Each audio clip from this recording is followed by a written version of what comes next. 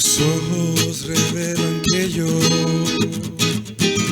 nada puedo esconder, que no soy nada sin ti, oh fiel Señor.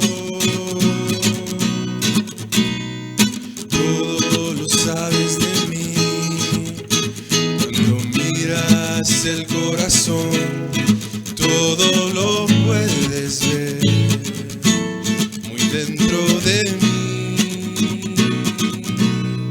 Lleva mi vida a una sola verdad,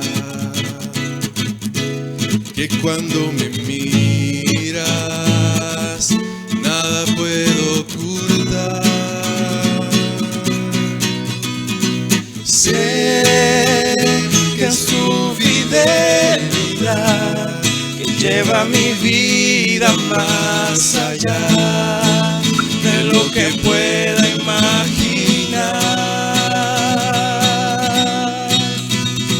Sé que no puedo negar que tu mirada puesta en mí me llena de tu paz.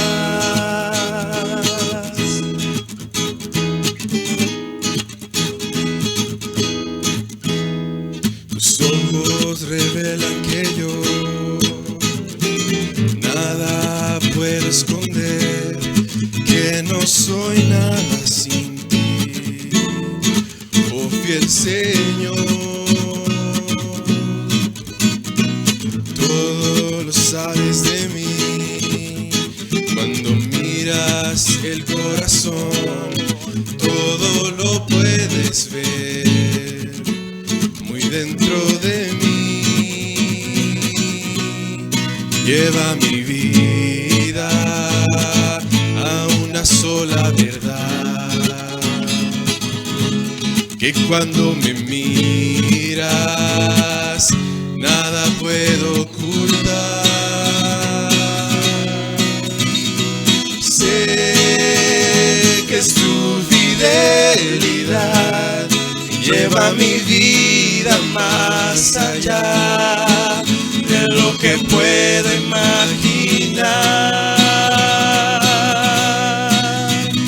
Sé que no puedo negar que tu mirada puesta en mí me llena de tu paz. Sé que es tu fidelidad que lleva mi vida más allá de lo que puedo imaginar. Sé que no puedo negar que tu mirada puesta en mí me llena de tu paz, que tu mirada puesta en mí me llena de tu paz. Dios, gracias porque eres bueno en nuestras vidas, porque tú eres fiel. A pesar de que a veces no cumplimos, Dios, tu palabra y tu promesa permanece firme y permanece fiel, Dios. Grande, Dios, es tu fidelidad. Te alabamos, Dios.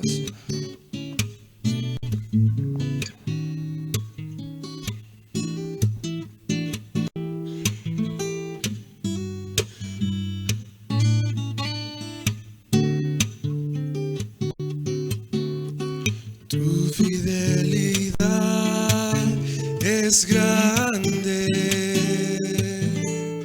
tu fidelidad incomparable es, nadie como tú, bendito Dios, grande es tu fidelidad. Tu fidelidad es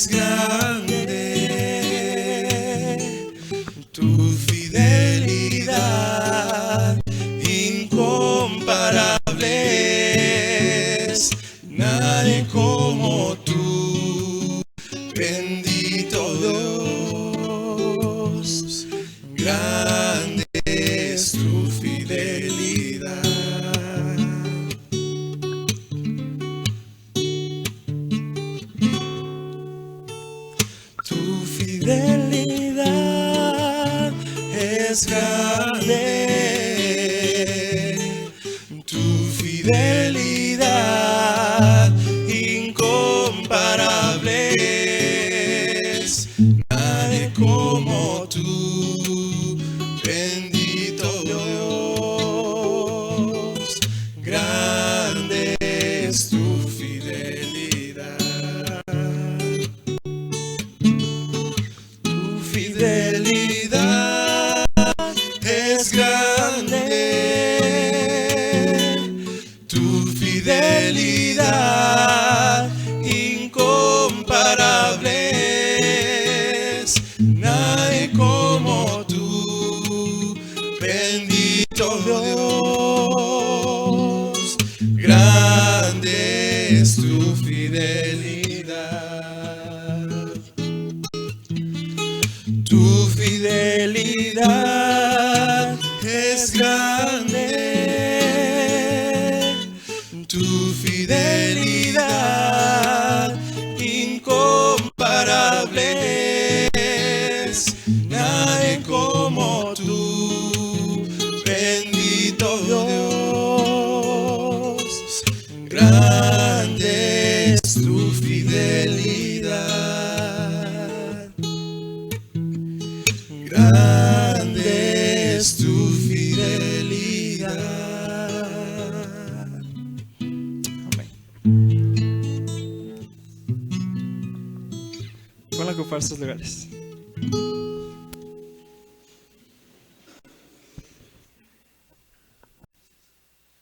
Te voy a invitar a que abras tu Biblia en el libro de los Hechos, capítulo 11, del versículo 19 al 30. Hechos 11, versículos 19 al 30. Y cuando lo vayas encontrando, te voy a pedir que te pongas de pie.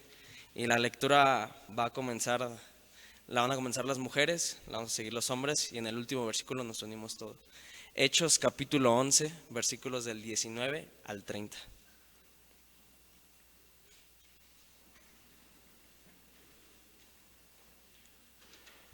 Y si la tienen las mujeres, les voy a pedir que comiencen en el versículo 19, por favor.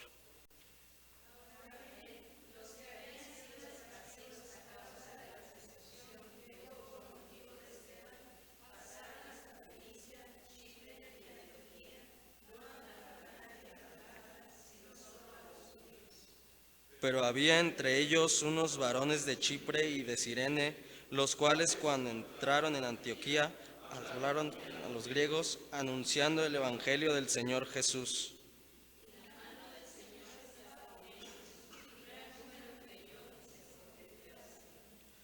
Llegó la noticia de estas cosas a oídos de la iglesia que estaba en Jerusalén, y enviaron a Bernabé que fuese hasta Antioquía.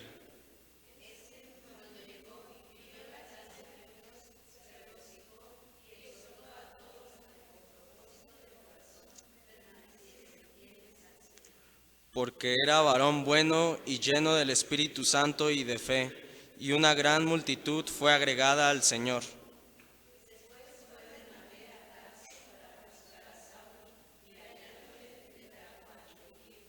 Y se congregaron allí todo un año con la iglesia, y enseñaron a mucha gente, y a los discípulos se les llamó cristianos por primera vez en Antioquía.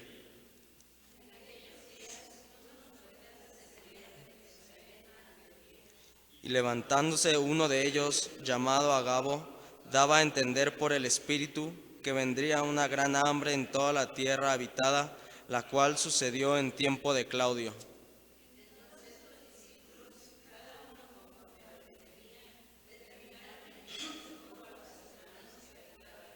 Todos juntos. Lo cual en efecto hicieron, enviándolo a los ancianos por mano de Bernabé y Saulo. Puedes ocupar tu lugar.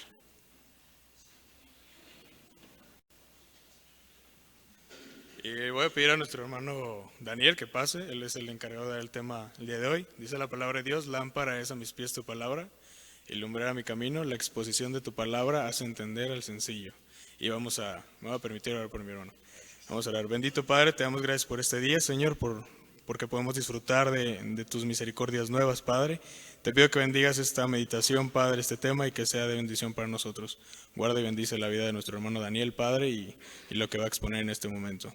En el nombre de Cristo te pedimos todo esto. Amén. Amén.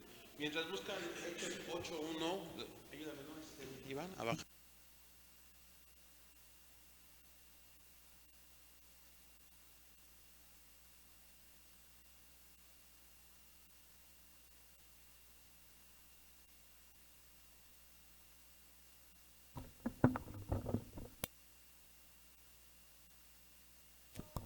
Y que puedan leer, por favor, los primeros versículos del libro de los Hechos, de 8:1 en Hechos.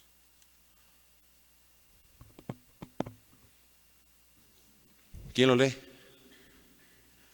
Ahí está arriba ya. Bueno, pues lo leemos, ¿no? Dice: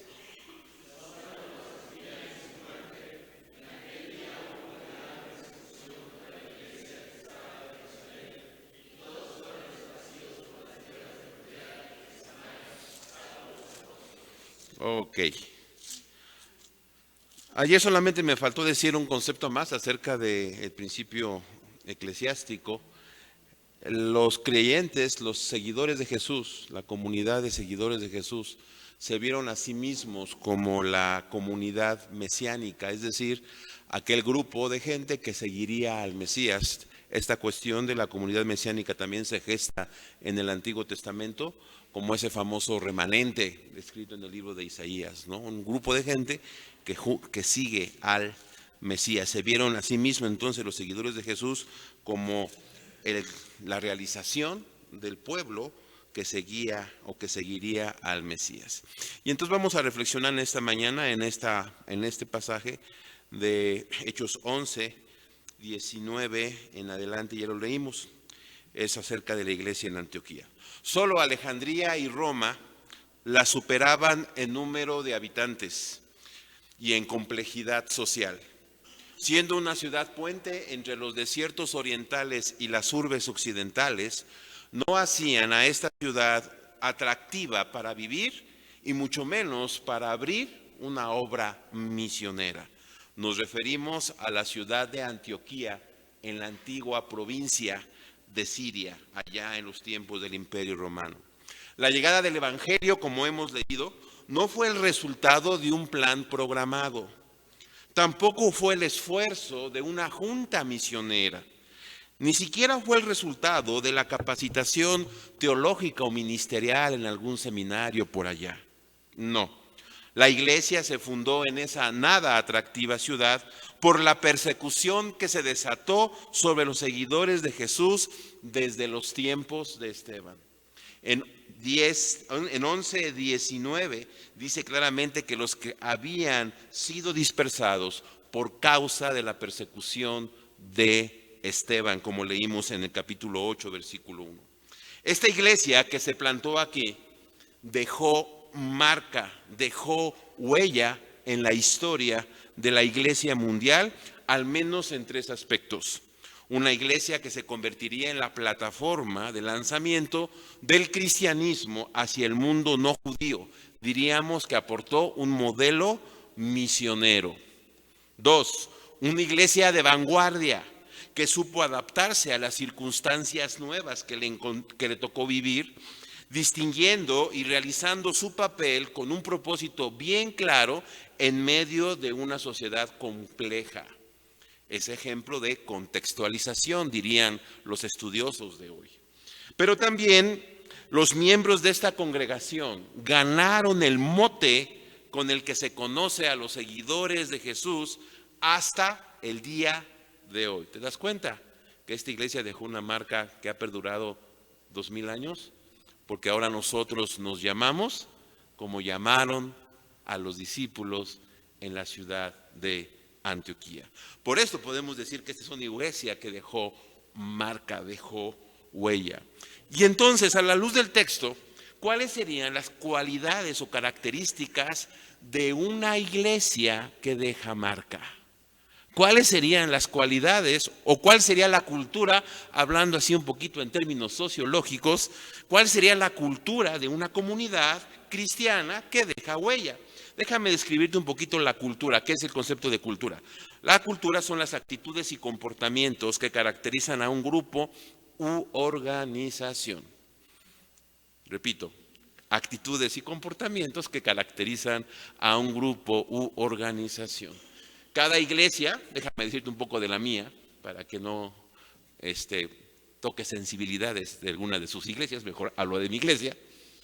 Mi iglesia tenemos la cultura, y Eli es testigo, de que somos impuntuales, ¿no? Generalmente, la mayoría, una actitud y comportamiento que caracteriza a la mayoría. Claro, hay gente que llega temprano, pero la cultura general es de impuntualidad. Tiene muchas cosas buenas mi iglesia también, es una iglesia muy amorosa y muy sensible a las necesidades. Eso es también otra cuestión, esa es la cultura, ¿sí? Tiene que ver la cultura con la consolidación de las creencias compartidas, valores y prácticas de la comunidad. Y entonces la idea es que podamos ver a la luz del texto cuáles fueron 3 características de la cultura de la iglesia de Antioquía que hicieron una iglesia que deje marca. Y que podamos nosotros vivir en nuestras iglesias o en las comunidades en las que nosotros nos desarrollamos, comunidades, iglesias que dejen marca o que dejen huella. Primeramente, testimonio poderoso y valeroso, es decir, personas convencidas. Comentamos ya que los primeros en compartir el evangelio en Antioquía fueron creyentes que huían de la persecución. Fue una iglesia plantada como resultado de creyentes que desde Judea fueron huyendo, pero fueron compartiendo su fe. Es decir, estaban convencidos de lo que creían y así fundaron esta comunidad. Por eso esta comunidad tenía un testimonio poderoso y valeroso, entiéndase, personas convencidas. Personas convencidas que vencieron sus miedos, del versículo 19. Hemos leído ya todo el pasaje, no lo vamos a volver a leer, pero ahí se destaca que esta narración, digamos, en el versículo 19, recoge lo que estaba en el capítulo 8 de Hechos. Los seguidores de Jesús conforman entonces una nueva comunidad, digamos un tanto independiente de la de Jerusalén. Y ocurre algo nuevo, predican a los paganos de manera abierta y directa, ya no porque los paganos los llamaran, como en el caso de Cornelio, sino porque los mismos cristianos que de origen judío, iban y les predicaron de manera abierta y directa a los paganos.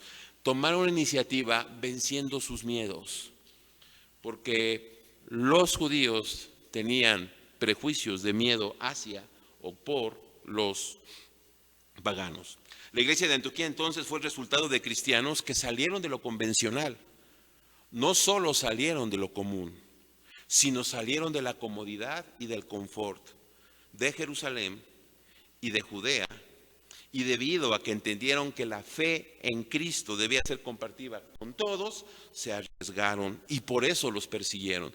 Quiero decirte que los estudiosos dicen que no solamente los judíos no creyentes perseguían a los cristianos judíos que querían compartir el evangelio a los paganos, sino aún ciertos cristianos judíos que no estaban convencidos de que el cristianismo fuera para los gentiles, también hostigaron a estos hermanos en la fe. ¿Sabes? Una iglesia que deja marca requiere que sus miembros estén convencidos de lo que creen y que se mueran por lo que creen y que estén dispuestos a correr el riesgo por lo que creen. Los fundadores eran personas que abandonaron lo seguro por su Señor. Eran unos fugitivos, pero eran valerosos, desconocidos, pero que siguieron el ejemplo de Esteban. ¿Te das cuenta que no dicen el nombre de los fundadores de la iglesia de Antioquía? Fueron anónimos. No sabemos cómo se llamaban cada uno de ellos. Pero el conjunto el conjunto de la comunidad tenía la característica de ser valiente, de vencer sus prejuicios, que eso sería el segundo aspecto. Ellos huyeron y tenían miedo de hacer nuevamente lo que causó la persecución, es decir, compartir la fe a los no judíos. Sin embargo, no podían ignorar el impulso o el llamado del Espíritu para compartir a los no judíos la palabra. En Antioquía había una fuerte presencia judía. Compartir el evangelio a los no judíos con una fuerte presencia judía era arriesgarse bastante y vencer un prejuicio hacia los gentiles.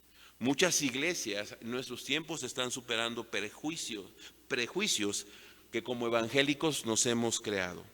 Sin embargo, requerimos trabajar esto mucho más. Quiero decirte una verdad.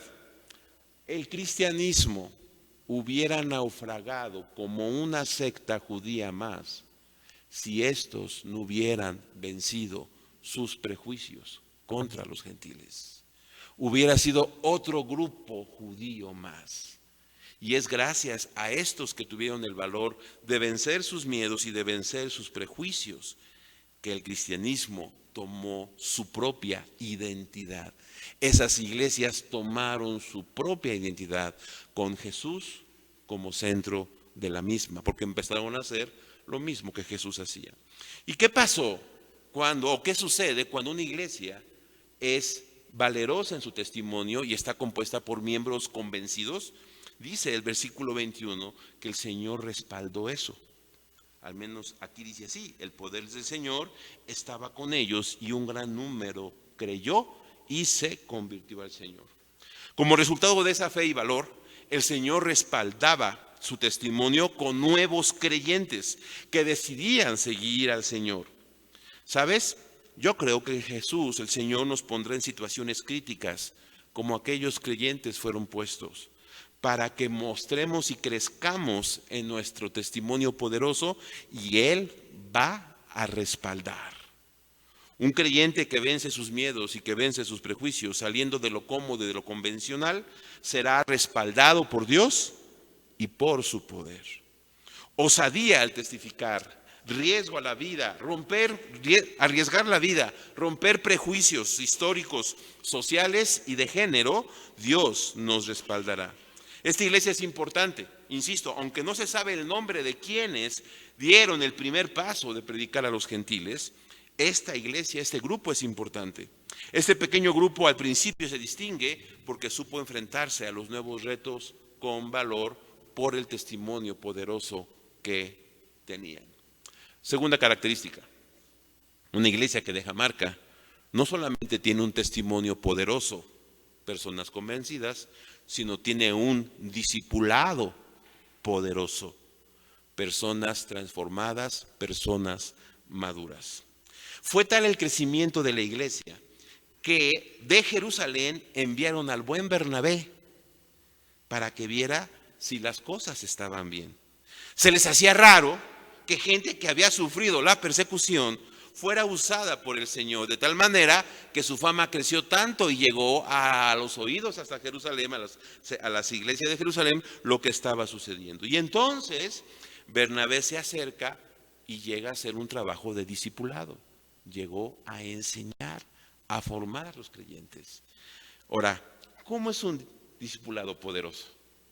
Primeramente, es un discipulado comprensivo. Dice el versículo 22, la noticia de estos sucesos llegó a oídos de la iglesia en Jerusalén y mandaron a Bernabé a Antioquía. Y yo le pongo al buen Bernabé.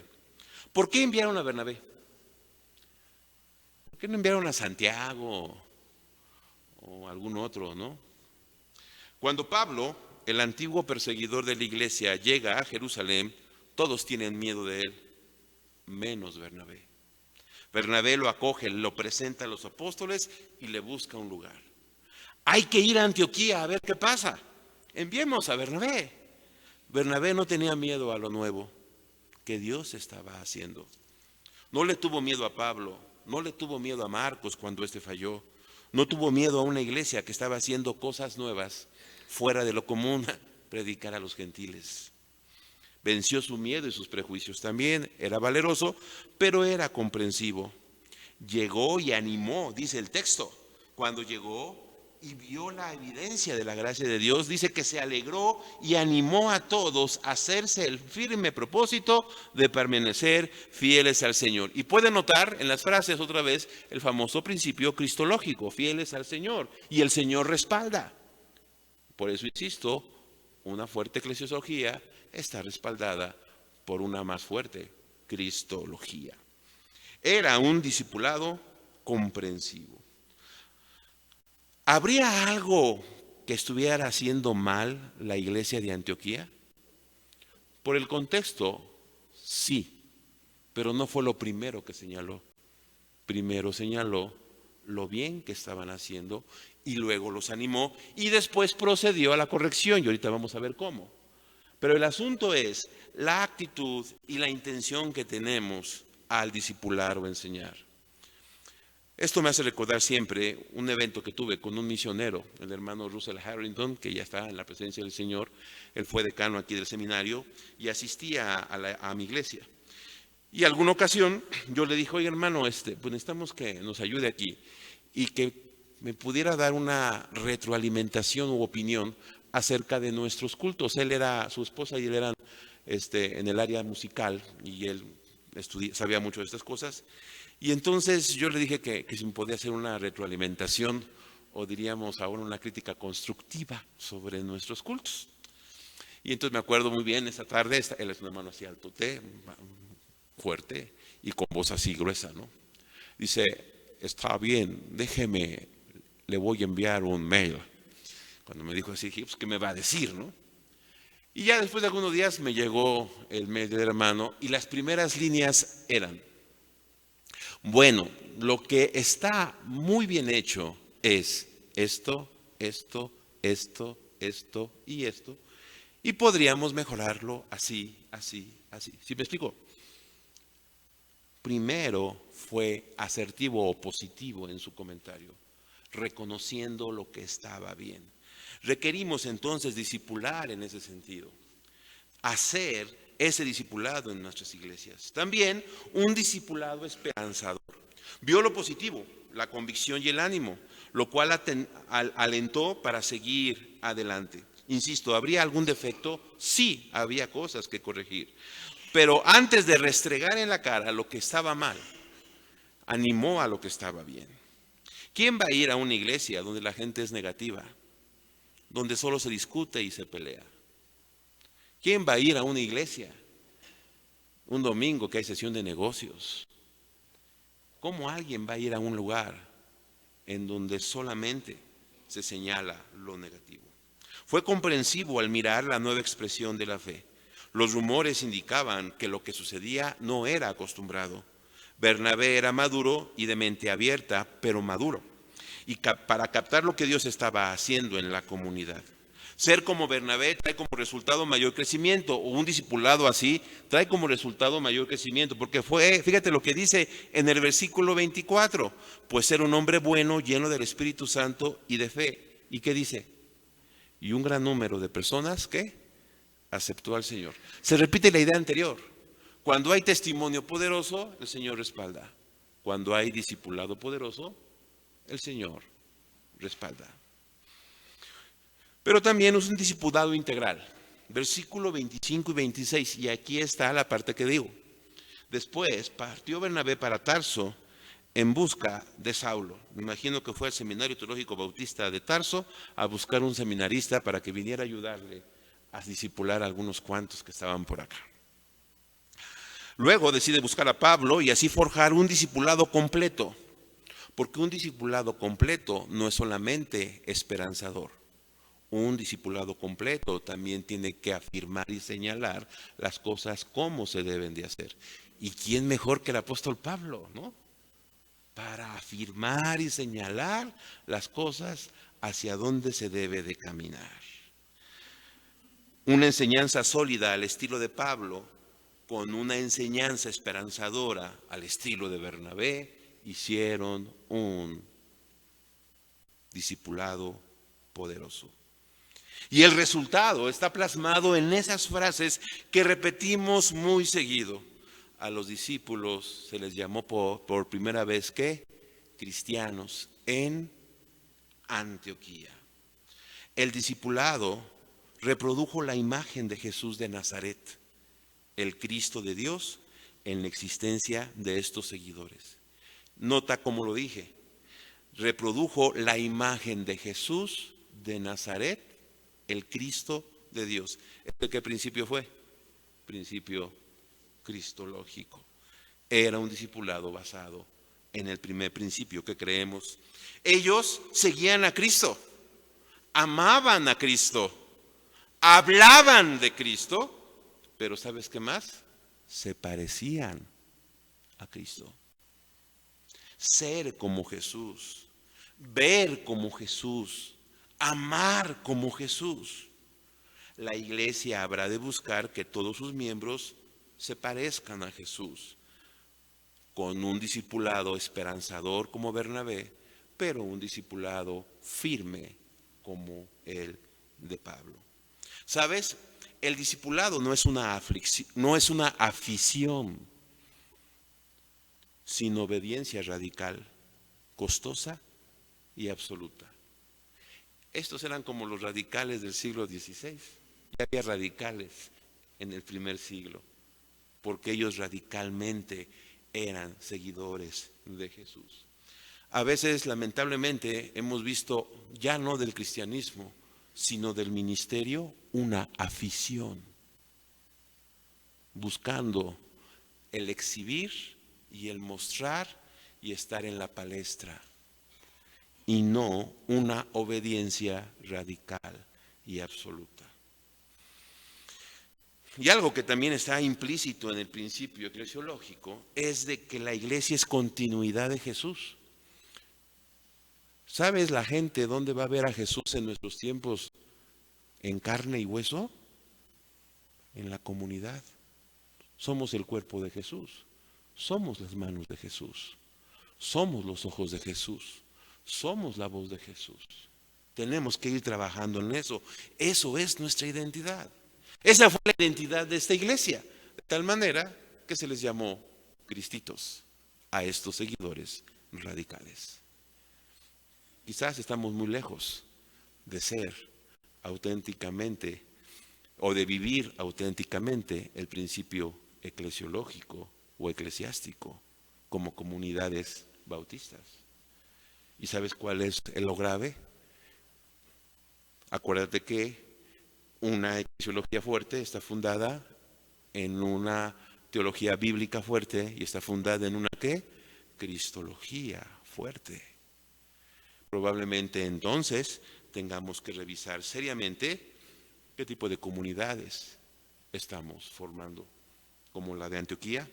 Y por último, no solamente fue un testimonio poderoso, personas convencidas, no solamente fue un discipulado poderoso, personas transformadas, sino también un servicio poderoso y voluntario, personas amorosas. Los últimos versículos de este pasaje muestran a unos creyentes generosos y solidarios y sensibles a las necesidades de los demás. Fueron sensibles a la voz de Dios. Un profeta llegó y les dijo lo que estaba sucediendo o lo que iba a suceder, y pronto empezaron a hacer cosas para beneficiar y satisfacer, y recalco, satisfacer las auténticas necesidades de otros. Y recalco en auténticas necesidades, no caprichos superficiales. Porque a veces nos gusta llamar necesidades a nuestros caprichos. Auténticas necesidades. Ya antes habían sido sensibles a la voz de Dios cuando llegó Bernabé, también cuando llegó Pablo, pero ahora llega Agabo para señalar, o Ágabo, según le pongan el acento, para señalar que va a haber una necesidad, y ellos inmediatamente comienzan a actuar. ¿Como quién? Como Jesús, a buscar, a dar de sí mismos a los demás, cueste lo que cueste. No solamente sensibles a la voz de Dios, pero también sensibles a la necesidad de otros. Un hambre azotaría a sus hermanos. Estos creyentes no son creyentes pasivos en espera de lo que venga, sino que están dispuestos a dar de lo suyo, conscientes de su responsabilidad misionera. Fueron sensibles y generosos. La enseñanza que tuvieron no fue estéril ni vacía, sino que llevaba una genuina preocupación por las necesidades de los demás. No solo fueron receptores, sino también emisores del amor de Dios. Ahora ellos comparten, previnieron las necesidades y mandaron ayuda, se despojaron de lo suyo para otros. Y fue voluntario, un servicio amoroso o un servicio poderoso voluntario. Por eso, y fue más rápido que ayer, una iglesia que descubrió su carácter y su modo de evangelizar en su tiempo. Y lo mismo nosotros hoy. Debemos buscar la manera y la forma de vivir iglesia, de vivir nuestro seguimiento en comunidad y de evangelizar como lo hicieron aquellos. La obra evangelizadora debe hacerse con gran entusiasmo, convicción y creatividad. Una iglesia que toma en serio su responsabilidad misionera y de cambio. Fue la iglesia que dio nombre a la fe en Jesús de Nazaret como el Mesías de Dios, cristianos. ¿Te das cuenta? El impacto de esta iglesia fue tal que nos llamamos como a ellos los llamaran. Algo paralelo sucedió en el siglo XVI-XVII, porque aquellos creyentes que quisieron buscar las bases fundamentales del Nuevo Testamento le empezaron a llamar como bautistas. Y ahora nosotros nos llaman como llamaron a aquellos. Pero esos se parecieron a los de Antioquía, porque desde el inicio hay esta radicalidad de ser una comunidad con este tipo de cultura. Testimonio, discipulado y servicio poderosos. Para esto necesitamos, y déjame hacer la aplicación,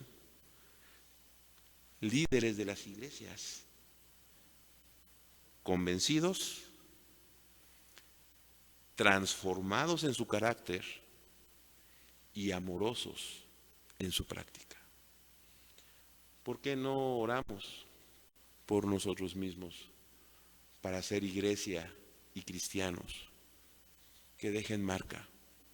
Ojo, no es marca como a veces hay en el ministerio, no es esa marca, no. Te voy a decir cuál es la auténtica marca.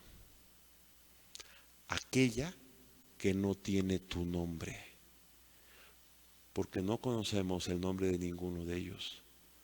Es aquella que deja en el recuerdo de la gente a la persona de Jesús. Se cuenta que alguna ocasión una niña ciega vendía manzanas en un aeropuerto. Y al estar vendiendo sus manzanas, pasaba un cristiano por ahí. Y entonces la gente corriendo hacia diferentes lugares, porque los aviones partían y tenían que llegar. La gente, varios, empujaron a la niña. Y a la niña se le cayeron sus manzanas. De repente este cristiano, al ver que se le caían las manzanas, empezó a recogerlas. Y el avión se le estaba yendo. Es más, el avión se le fue. Pero empezaba a recogerlas para regresárselas a la niña. Se las deja a la niña, trató de alcanzar su vuelo. Cuando llega el amigo de la niña, le dijo, vino Jesús. Vino Jesús. Porque mis manzanas se cayeron. Pero vino Jesús y me las regresó. Que Dios les bendiga.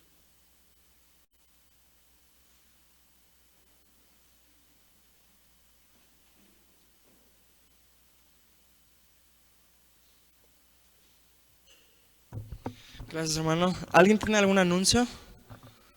Déjalo.